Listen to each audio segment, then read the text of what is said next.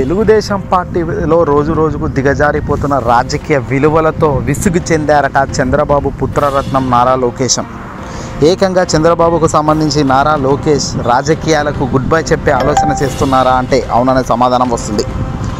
మరీ ముఖ్యంగా చంద్రబాబు నాయుడు వాంటెడ్గా పవన్ కళ్యాణ్ దగ్గరకు చేర్చుకోవడం, పవనే నా తర్వాత అనేటట్టుగా ప్రతిసారి చంద్రబాబు బిహేవ్ చేయడం, చంద్రబాబు ఇటీవల నిర్వహించిన జెండా సభకు సైతం పవన్ కళ్యాణ్ చంద్రబాబు ఇద్దరే ముఖ్య అతిథులుగా నిలబడి ఒకరి జెండాలు ఒకరు పట్టుకొని ఊపుకోవడం లాంటివి చూస్తుంటే నారా లోకేష్ను ఏ రకంగా చంద్రబాబు నాయుడు పూర్తిగా దూరం పెట్టారనేది క్లియర్గా తెలుస్తుంది.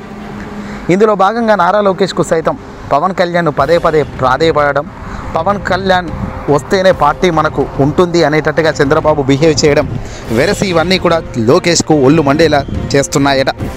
అందుకే తెలుగుదేశం పార్టీకి గతకు చాలా రోజుల నుంచిగా దూరంగానే ఉంటూ వస్తున్నారు నారా లోకేష్.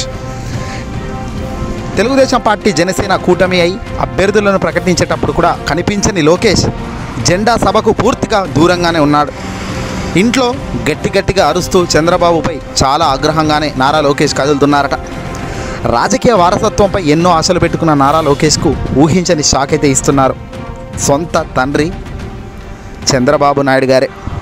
తెలుగుదేశం పార్టీ చంద్రబాబు తర్వాత నడిపించాల్సింది నేనేనని, ముఖ్యమంత్రిని కావాల్సింది నేనేనని అనేక సందర్భాల్లో మనసులో మాటను చెప్పేసిన లోకేష్ రాజకీయంగా మాత్రం మనగడ సాధించలేక, పార్టీని నడిపించలేక చేతులు కూడా అనేక సార్లు ఎత్తేశారు.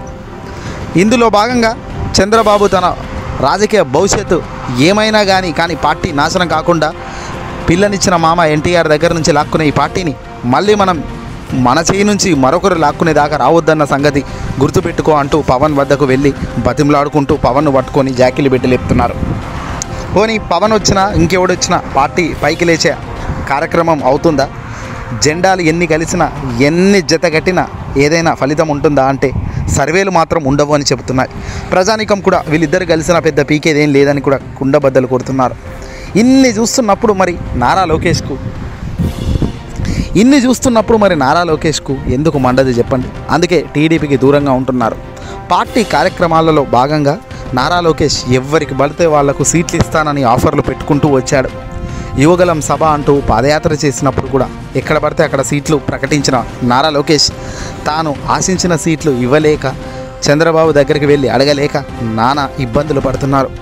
ఇవన్నీ చూస్తున్న తెలుగుదేశం పార్టీ క్యాడర్ కార్యకర్తలు పూర్తి అసహనంతో ఉన్నారు. ఒకరు ఒకటంటే మరొకరు మరొకటి అంటున్నారు.